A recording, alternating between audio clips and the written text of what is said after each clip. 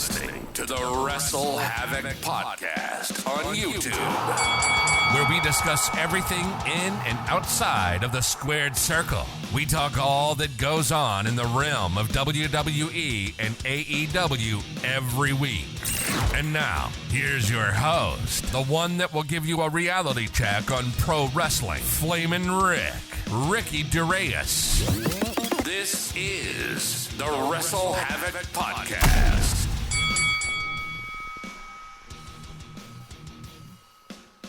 What's up, everybody? It is Flamin' Ricky DeReyes, right here on episode 13 of the WrestleHavoc Podcast. Here to discuss everything in and outside of the squared circle. Make sure to like and subscribe for more content. And, as the frickin' referee would say, ring that damn bell for more videos.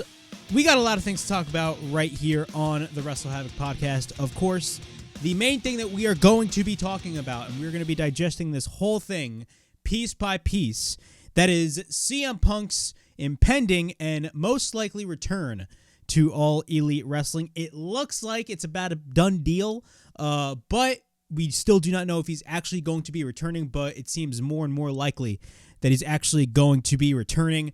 We are also going to be talking about the quote-unquote roster split that is going to be happening in AEW and why I believe it is a bad idea for them to do that, because literally they're doing this quote-unquote roster split. Now, we do not know if it's official or not, but as the reports are stating, it looks like they're heavily involving and possibly going for a roster split because of CM Punk. They're really doing a roster split for all of the wrong reasons. I will be talking about that as well. The new AEW show, originally we thought that the impending show, that being as what it looks like it's going to be called, AEW Collision, we all thought it was only going to be a 1 hour show on Saturday night at 6:05. But actually, this show is actually going to be a 2 hour show, and it's going to be basically their True B show. So Rampage is basically out the door. Nobody cares about Rampage at this point. It's now going to be Dynamite and Collision.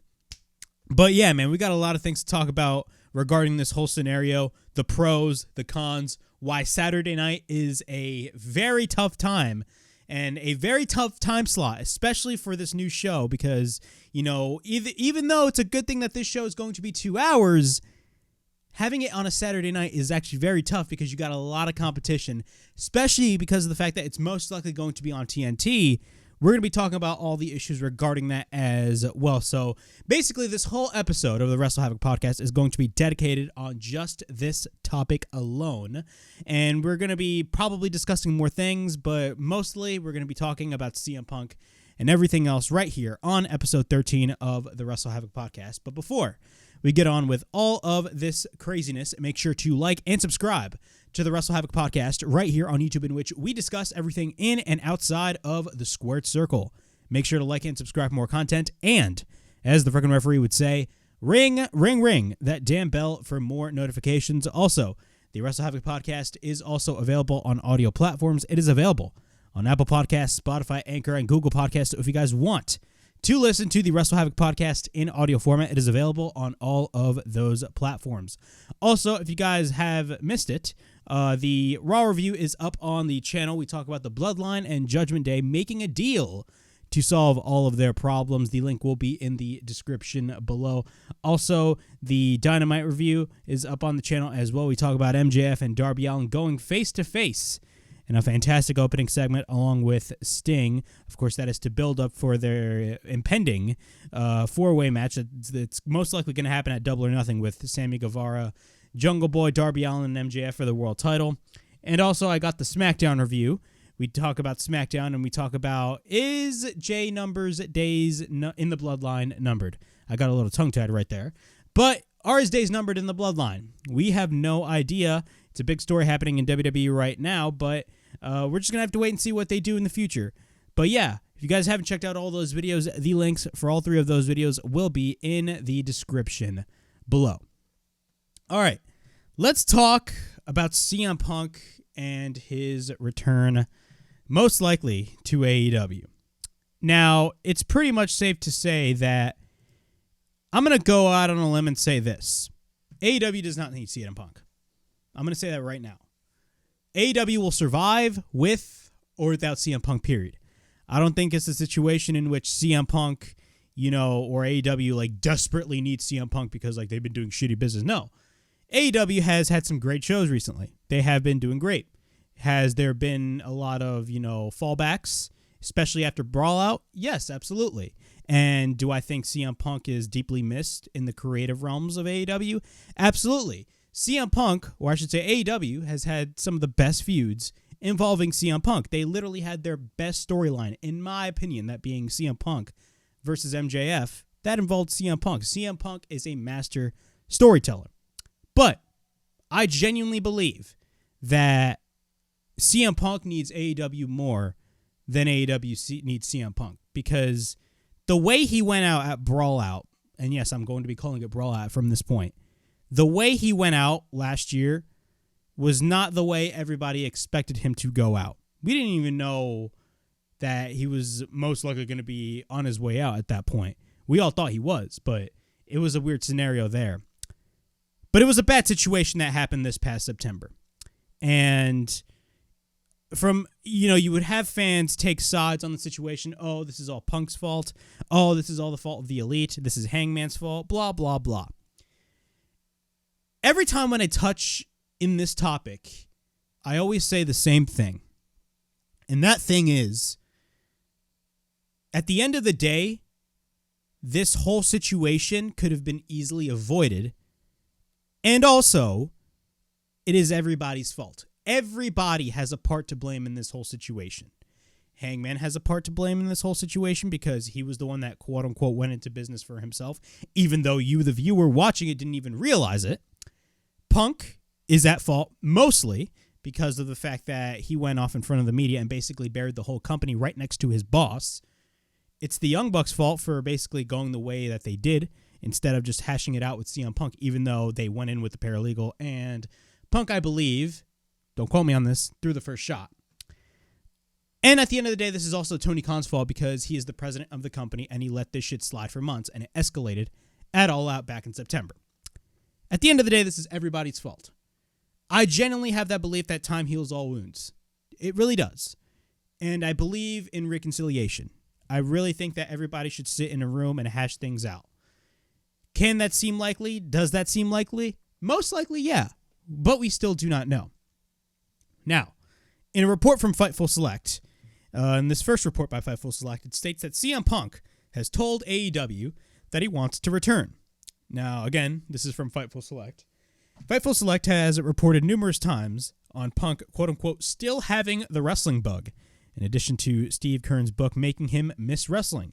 But we've learned that Punk has communicated repeatedly to AEW that he wants to come back. Fightful has learned that Punk has laid out numerous scenarios in which he'd return. Among these includes a willingness to work with Kenny Omega and the Young Bucks.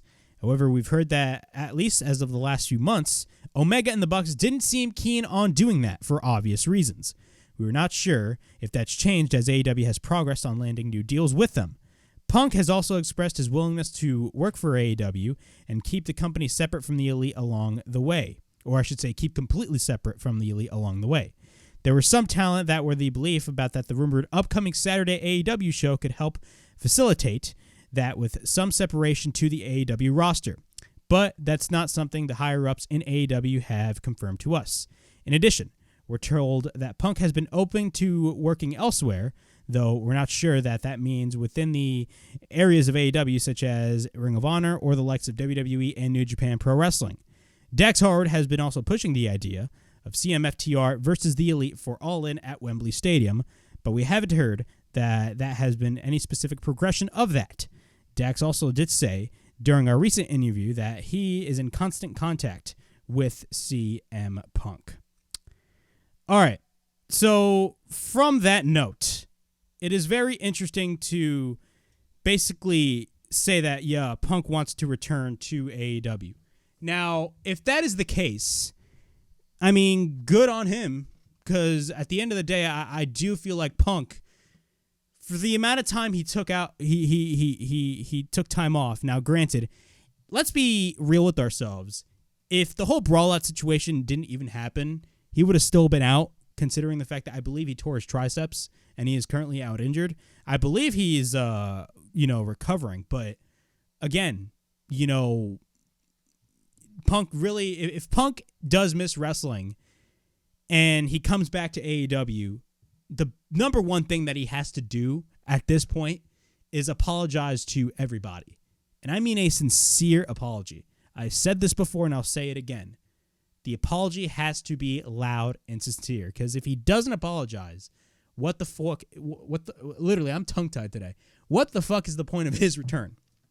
Now, in another report, in a follow-up report by Fightful Select, it states that CM Punk's return has tentatively been planned by AEW. Now, this is where actually shit gets real, because now it looks like we are in the process of CM Punk actually returning to the company.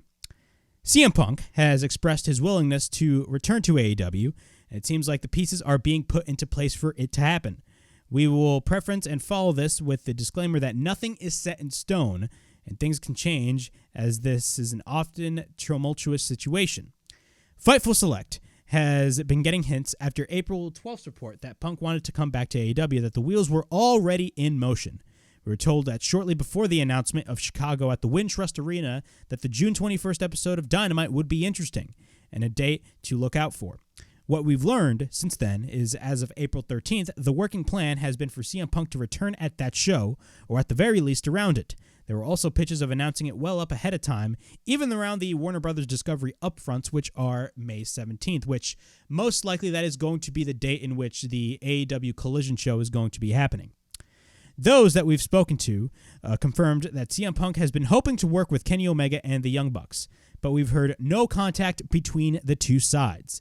The least we heard is that the Elite were not keen on the possibility of working with him. AEW sources indicated that Punk has been trying to push for a meeting between everyone for quite a while, but we haven't heard if any progress has been made. It's worth noting that the Young Bucks and Kenny Omega are in the middle of negotiating new contracts with AEW. Now, that I want to stop right there. Yes, I think it's definitely a priority to bring back CM Punk. I'm one of those people that genuinely believe CM Punk should come back to AEW. I will say this, though. There are pros and cons. But after that last statement, it's very interesting. Because right now, besides CM Punk, the number one priority for Tony Khan, and this is very important, and Tony Khan himself knows this, the number one priority right now for Tony Khan is to sit the Elite down and sign them to new deals. It'd be fucking embarrassing if the Elite went over to WWE because of this whole situation. And it'd be very embarrassing for the Elite to leave AEW because they're literally the heart and soul of that company. Literally, that company would have no identity at all anymore. If the Elite are not there, they lost Cody Rhodes last year.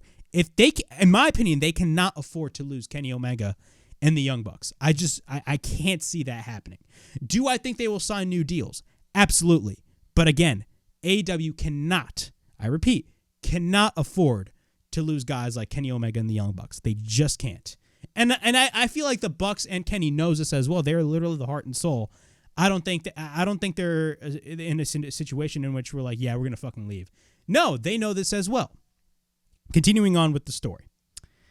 We're told that there was also a meeting planned between CM Punk and Chris Jericho, who've had numerous issues in the past, to see if the two working together is a possibility. Now, if you guys do not recall, Chris Jericho, I believe, was somewhat involved in that all-out media scrum incident. If you guys do not recall, when Chris Jericho sat next to Tony Khan, the whole fight was going down, and as soon as Chris Jericho left, he literally whispered in Tony Khan's ear, and he basically stated some shit has went down. And I believe the story was that after the fight broke out, Chris Jericho went up to CM Punk and literally told straight up to CM Punk's face that he is a cancer to this company and he will never wrestle here again. Correct me if I'm wrong, but that was exactly what he said. Now, them sitting down is very interesting because Chris Jericho, I would believe definitely Chris Jericho has some play. A lot of people say Chris Jericho is a detriment to AEW, but I actually do not think so. Chris Jericho is more beneficial than detrimental in AEW because literally without Chris Jericho, this company wouldn't really be where it's at. You know, Chris Jericho has he has a large role to play, and he definitely played that huge role in the beginning stages of AEW. But them sitting down together, could this be a situation in which Jericho and Punk could be feuding when Punk comes back? We do not know. It's an interesting feud. They feuded before in the WWE, but I would love to see a current feud between both of them. There's been a lot of more traction, and now this is where shit gets actually real interesting. there's been a lot more traction within Warner Brothers Discovery about an impending announcement of a Primetime Saturday show being designed for a bit of a soft roster split to accommodate the preferences of talent who wanted to stay separate of a particular situation, though talent haven't been informed of that. Talent we've spoken to have heard discussions about the new show, but we haven't heard about Punk's possible impending return. As with anything, things can change, but specifically in this situation that has been brewing for the better part of a year, thus far, none of this has been set in stone as best as we can tell. So that was the follow-up report, and it was a big story that went around across the wrestling world and the wrestling media around social media. So what are the biggest takeaways from this? We're going to be starting off with CMPunk first. Okay, I talked about this at the top. If CMPunk is going to come back, CMPunk, first off, Tony Khan has to literally sit everybody in the roster, the Elite, Chris Jericho, everybody. Now, this report stated that there was a impending meeting regarding Chris Jericho and CM Punk. Who's to say that meeting is also involving the Elite and FTR and everybody else? Tony Khan needs to literally sit everybody down and tell the talent, this is what we are going to be doing. Again, if CM Punk is coming back, the number one thing that Punk has to do is apologize, because literally, he was basically the one that got them in this mess to begin with. Yes, I did say everybody is at fault here, and I still stand by that. But again, a lot of the blame is going to be pointed towards Punk, and rightfully so, because the way Punk conducted himself was fucked up. He should have done this whole scenario backstage. Well, technically, I mean, he did do it backstage, but he should have done this behind closed doors without the media watching, without everybody watching, and none of this whole shit could have been blown out of proportion the way it did. Punk has to apologize to everybody. Now, these two reports that Fightful reported stated that the Elite were not keen on working with CM Punk. Now, here's the thing. I believe, now, correct me if I'm wrong, regarding the whole situation, Punk had more of a problem with the Bucks than Kenny. I believe that was the case. Kenny, if anything, saved his dog, who looked like was about to get hurt throughout the whole scenario. And then Punk, of course, accused them of, knocking the door down, which led to Larry to have his teeth fucking, removed or some shit like that. That was a false story, I believe. But Kenny was the one that saved the dog from everything. He literally, took the dog out of the room and stuff. Everything was all said and done. I think Punk has more of an issue with the Bucks than Kenny, because Kenny, I genuinely believe, Kenny knows how important this is. Everybody knows. Number one, if you're bringing Punk back creatively, Punk is coming back as a heel. He's not coming back as a fucking babyface. I was at Full Gear back in November. Here's the story. I was in Full Gear back in November, and it was the return of the Elite, in which they were going to face off against Death Triangle for the Trios titles. I remember in the beginning stages of that match, the crowd at the Prudential Center were chanting, "Fuck CM Punk." I have that video on my Instagram account. Literally, it's up right there if you guys want to see it. There were literally "Fuck CM Punk" chants. The moment CM Punk steps foot and makes his entrance and steps foot in an AEW ring, once again, the crowd is going to boo the shit out of him. So CM Punk is definitely going to come back as a heel. But regarding Kenny Omega, I genuinely believe Kenny Omega knows what needs to be done. AEW has a show coming up at Wembley Stadium. All in, August 27th. It's literally going to be their biggest show of all time. The biggest show that they have ever put on. And right now, the show has had over 50,000 pre-sale registrations, which is a big deal, especially for a market like the UK. I'm not saying that the show is going to sell out, but it looks like the show is 100% going to be a success regardless. The show is going to be successful with or without CM Punk. But adding CM Punk in the mix at the end of the day is best for business. The Bucks. I would understand if the Bucks would not want to work with CM Punk because of all the shit that they pulled through, and especially stemming off the Instagram tirade that CM Punk posted on his Instagram story, basically blasting Dave Meltzer, blasting Chris Jericho, calling him a stooge. Now it looks like literally the guys that he pissed off went from the Bucks now to Jericho to Mox and Dave Meltzer. Like, that's the interesting part. I have absolutely no idea what the fuck is going on. But again, are the Bucks willing to work with CM Punk? I would understand if they don't want to work with him. Again, I totally understand. I really do.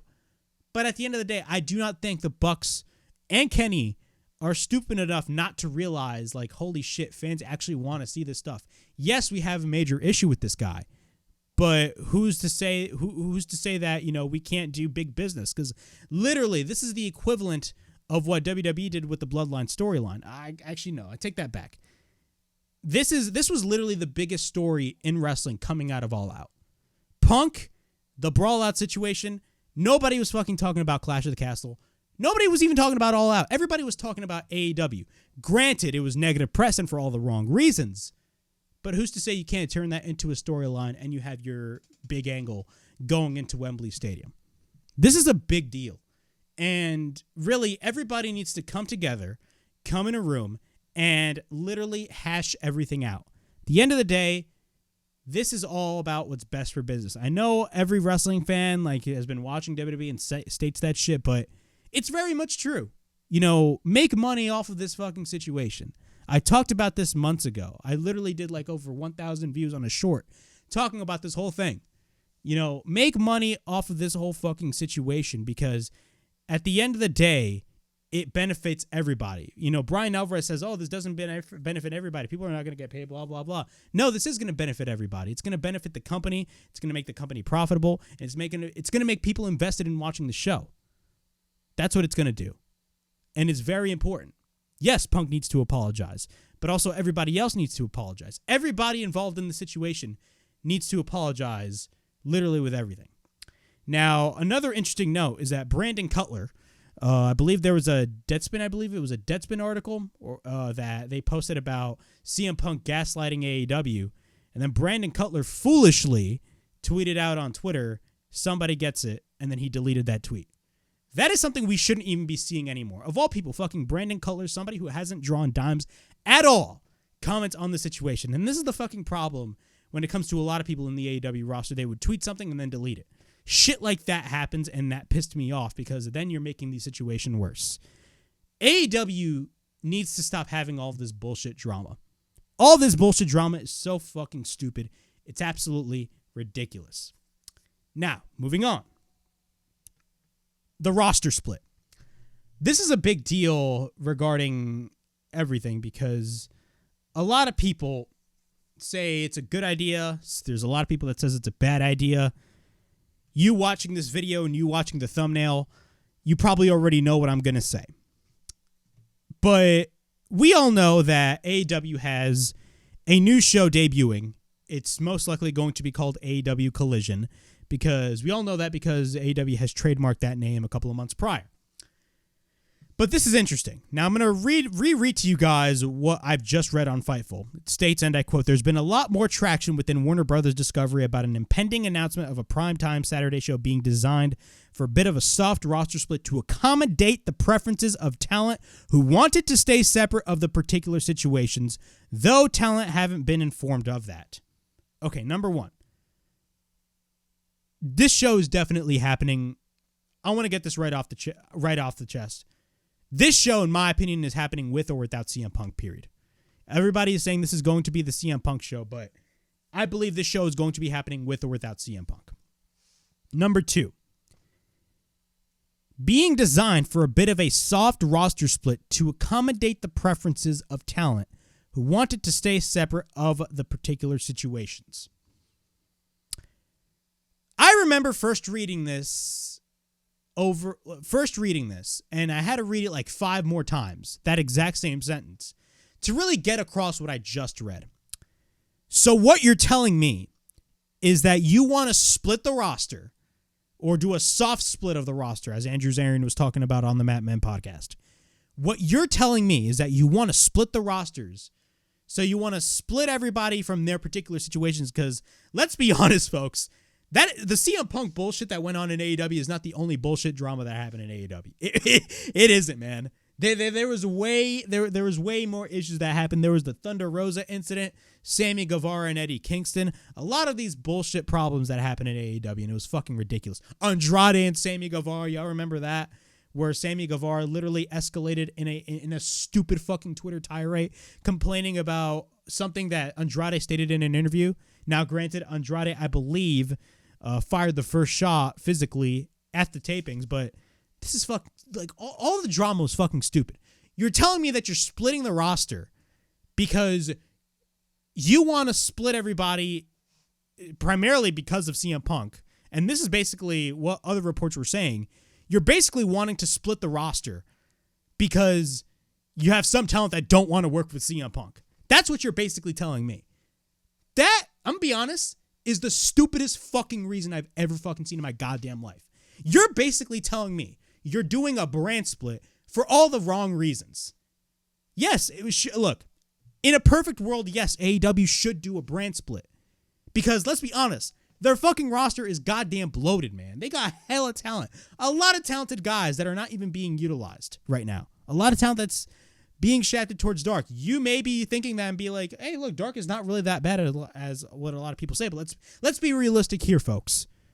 A lot of people do not watch Dark.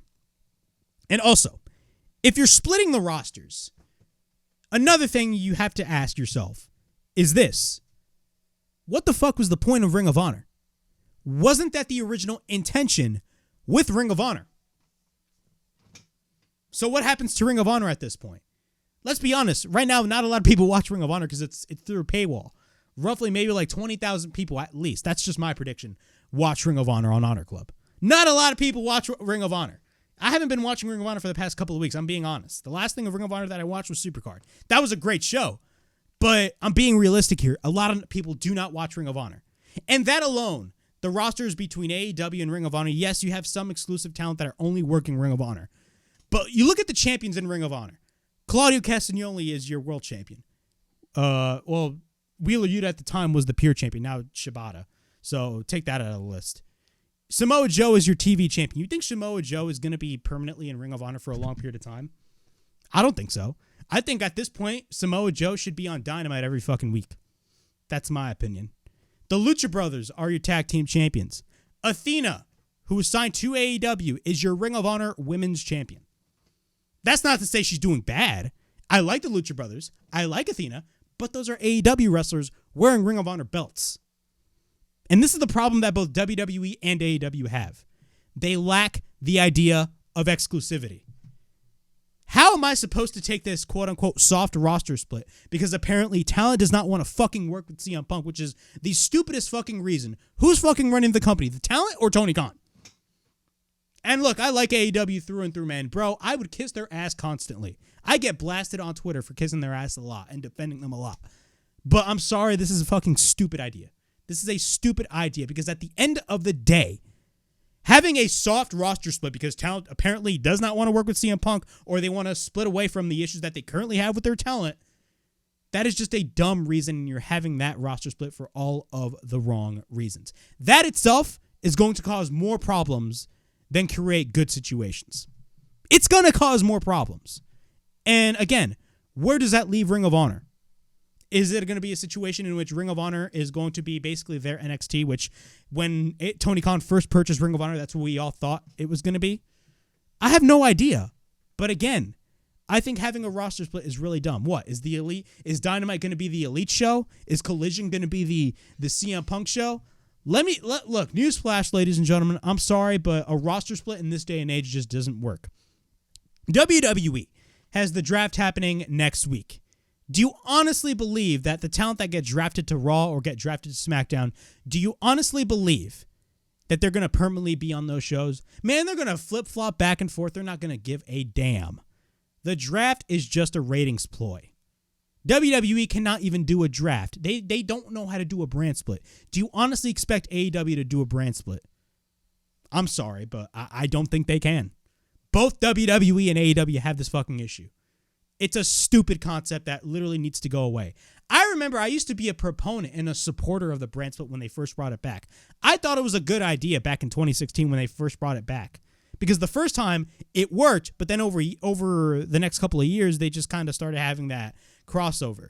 Like, what happens when, like, if they go full-fledged with this roster split, what happens if Collision does more ratings than Dynamite or vice versa?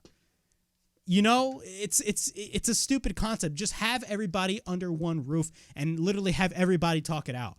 Don't fucking isolate everybody in one respective show because, oh yeah, we want to split them away from their situations. That's literally not going to make everything better. That's actually going to make things worse. You're starting a brand split for all the wrong reasons. It's a dumbass idea. I'm sorry. I think it's dumb and stupid. Now, talking about this show. This show apparently, now, when we originally were talking about this show a couple of episodes ago, originally we all thought that this was going to be a 1-hour show. I remember coming on this show and saying that show needs to be just as important as Dynamite. Because newsflash, Rampage is not an important show. It's literally an extension or a third hour of Dynamite. And a not so good third hour. Most weeks, nobody gives a shit. I'm being honest, man. Like, you may watch Rampage and you may disagree with me. But for me, when I watch Rampage, I can't recall how many times where the main event started and I literally turned off the television because I just didn't care what I was doing. Now, granted, Rampage actually this past week did roughly around 600,000 viewers. 600,000 viewers. But that was because of the lead-in, and they started earlier. That was because of the lead-in of the NBA. But again, what's the whole point of this show if you're going to have a roster split, what are you honestly going to have a situation in which both shows are just going to, one show is going to be more important than the other? I don't want it to be a situation like that. I honestly don't. Now, this show apparently is now going to be in a show that's going to take place from 8 to 10 on TNT. That's according to Andrew Zarian of the Mat Men podcast. That is actually very interesting because now it shows that, yes, this is going to be their True B show, but I have more questions than actual excitement. The main question that I have is, why Saturday? Well, that answer is very simple. Tony Khan literally stated that he does not want to compete with the NFL on Sundays. You know damn for sure that they're not going to go on Mondays. Tuesdays, TNT has the NBA. Thursday nights, of course, they got Ring of Honor, but let's be honest, not really a lot of people watch Ring of Honor.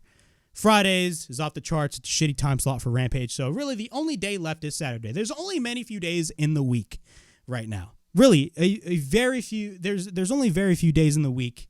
You got to choose one day. I like the fact that the show is 2 hours because now it gives me hope that the show is going to be as equal as important as Dynamite. But is the show going to be taped or live? I believe the show is going to be live. Another thing, the show needs to have a different presentation. And another thing, the other questions that I have, and these are major questions, is Saturdays is a very tough day, especially to put a 2-hour wrestling show. Keep in mind, us content creators cover a lot of wrestling. I cover Raw, SmackDown, Dynamite. I used to cover Ring of Honor. I'm not even sure if I'm going to be continuing to cover Ring of Honor because at the end of the day, they just put on a lot of matches. Granted, most of them are fantastic matches, but again, they're just a lot of matches. It's a 2-hour show. It's not really my cup of tea. I'll only cover the pay-per-views at this point. Now I'm going to be covering this Collision show. I used to cover Rampage, but I stopped covering Rampage because it's just not an important show as well. Again, the biggest problem that you're going to run into, especially if you're going to be airing it on TNT, is you're going to deal with a lot of preemptions. You're going to deal with a lot of competition from a lot of sports. You're going to be dealing with competition from UFC. And you're also going to be dealing with competition from WWE once a month, considering the fact that they now have their pay-per-views air on Saturdays every month. At least once a month, you're going to be going head-to-head with WWE. And a lot of your audience is most likely going to be watching that WWE pay-per-view rather than your Collision show. That's just the nature of the situation. Once you compete with WWE, it's game over. Of course, WWE is going to get more of the viewers because WWE has a larger brand. It's just the nature of the truth. It's the truth, people. It really is. Again, these are very logical questions that really need to be asked because, again, how do you expect people to watch your show with only half the roster? I'd rather have a full roster, everybody united, instead of people being delegated to just one show, and have storylines happen on Dynamite that bleed all the way into this new Collision show, and then you have storylines that happen on Collision that bleed all the way into Dynamite. That was basically the original concept of Rampage. Rampage has had ideas like that, but most of the time, especially for the taped weeks, Rampage has basically just been random matches that maybe you care about, not a lot of people care about. It's your cup of tea at the end of the day.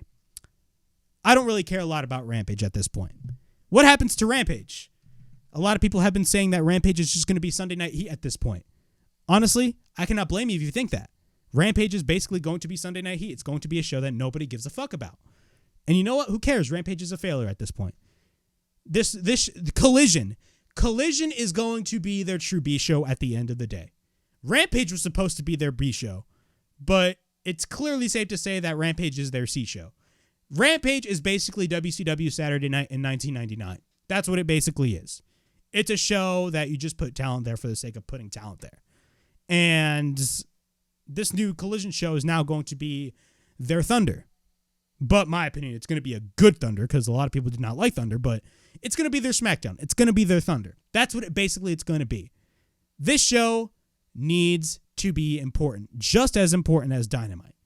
But again, there's going to be a lot of obstacles once you start this show. A lot of people saying, oh, this show is going to be centered around CMPunk.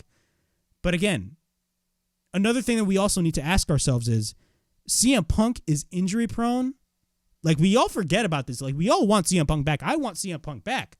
But we also need to realize that CM Punk is legitimately injury prone.